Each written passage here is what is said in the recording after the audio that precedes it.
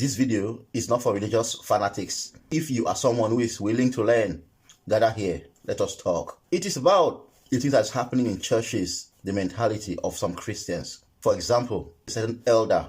The elder is like an assistant pastorship position. The elder was offered a job to be the motor park manager. His salary monthly was going to be over 200,000 naira, excluding the commissions he will be making. If he performs very well monthly, he can go home with like 500,000 naira monthly or more, depending on how well he performed for the month. But his basic salary was like 200,000 naira. And he refused and turned down the job offer, saying it is a sin.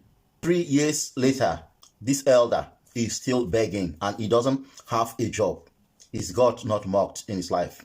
In the name of religion, he refused to pick a very good job, saying it is a sin. Working in the motor park is a sin. Is that Christianity or ignorance? Is that not an ignorant mindset? The second story is about a certain lady.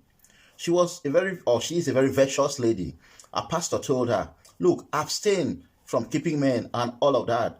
And while she was in her 20s, she has done that until she was in her 30s, until she is 43 now.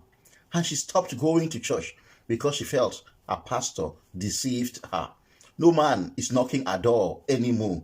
Her hope of marrying is gone. She told me all those ladies who did not abstain, who were not faithful, are all married, while me, who did all those things, I am still single. And at 43, my chances of getting married is nearly zero. This is what the lady told me.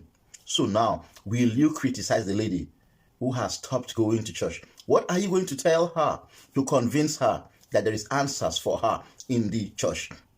Let us be realistic.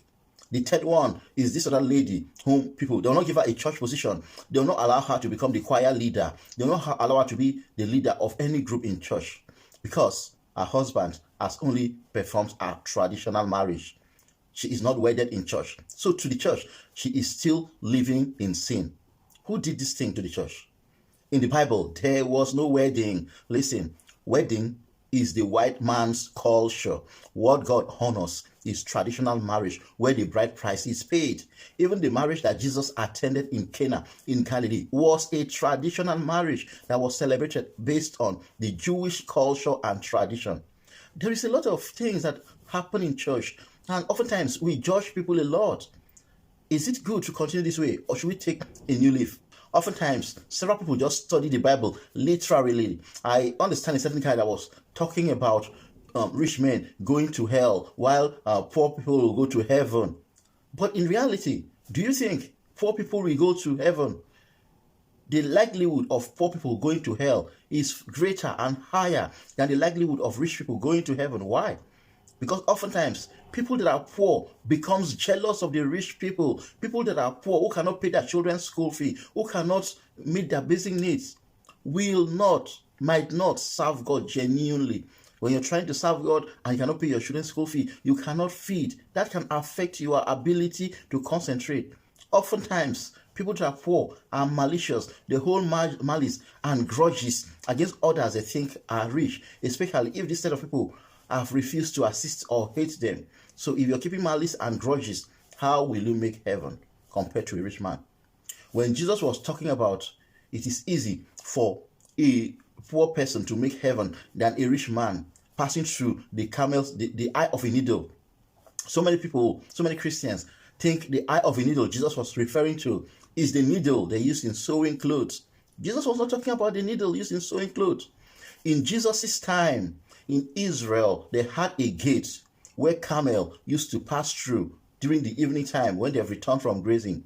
The gate was a very narrow gate, so the shepherd will have to push the camel, force the camel continuously until the camel will have to struggle, and then it will pass through the eye of a needle gate. That is the name of the gate, the eye of a needle gate.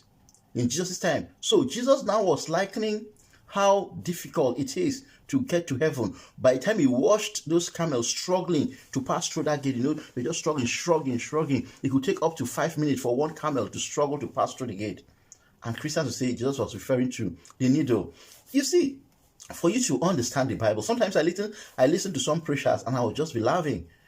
They preach because that is what they think. That's the revelation they have got. I always tell people, look, if you want to be a preacher, you want to study the Bible. That is why I so much appreciate the Catholic Church and so many of those churches. They'll train you in the pastoral school. You have to undergo a lot of training so you understand what the Bible is, the history of the Bible, who wrote it, how did it come about. I always tell people, listen, the Bible was largely influenced by the Roman Empire. There are lots of valuable books that have been removed from the Bible. You have books like the Book of Enoch. There are several other very good books that were removed.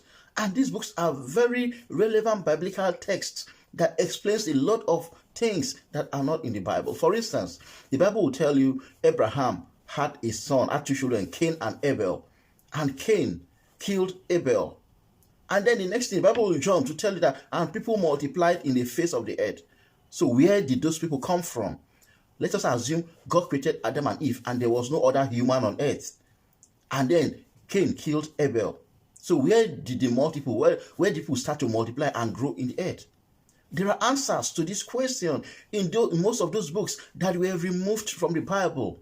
So if you study those books, it will give you a connection for you to truly understand the stories of the Bible from Abraham down to all other people in the Bible. But these books are missing in the Bible. So oftentimes, listen, so many people influenced the Bible. I believe in the Bible. I believe in the authenticity of the Bible 100%. I'm not saying the Bible is wrong. No, the Bible is true. But oftentimes we misinterpret the Bible. So what we perform in church is what we call religion and not the ways of Christ. That is why several churches will be preaching different doctrine. If you are a Church of Christ member, and if you are a Jehovah's Witness, and if you are a Catholic, if you are a Deeper Life or different denomination, the doctrines are different. And oftentimes, if you are a Deeper Life member or you are a Jehovah's Witness member, and I am a Catholic, and our doctrines are different, we become enemies. We are not friends. We are saying, hey, my religion is better, my doctrine is better. No, we should not be talking about doctrines. We should be talking about Christ.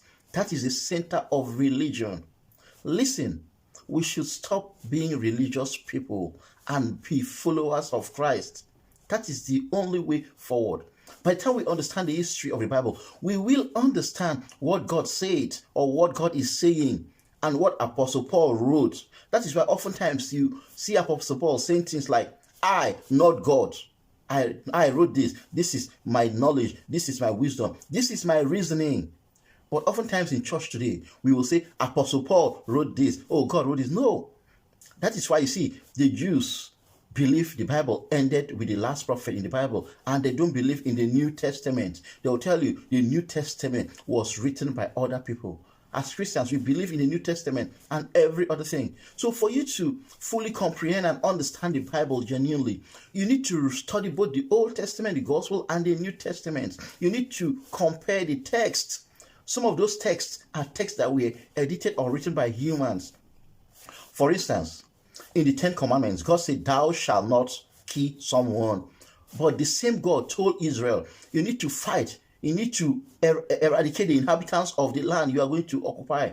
And they did that, eradicated everyone and possessed the land of their enemies. The same thing happened to King Saul. God told Saul, go, eradicate everybody, including everything. Nothing, no living thing should be spared. And Saul spared some of the cows, the fattest cows, to use them for sacrifice unto God.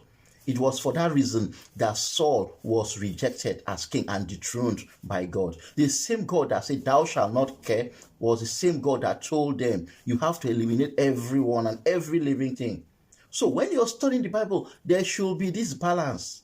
I spoke about the elder who refused a very good job because to him it is a sin. I also talked about a sister who listened to her pastor and decided to say she is 43 now. Who is going to marry her at 43? We have sisters who are single moms in church today, and people despise them. People don't allow them to take positions of leadership simply because they decided to keep their babies. How about the rest who have done it over 20 times and did not keep their babies? We celebrate those ones and give them positions. They are choir leaders. They are prayer band leaders.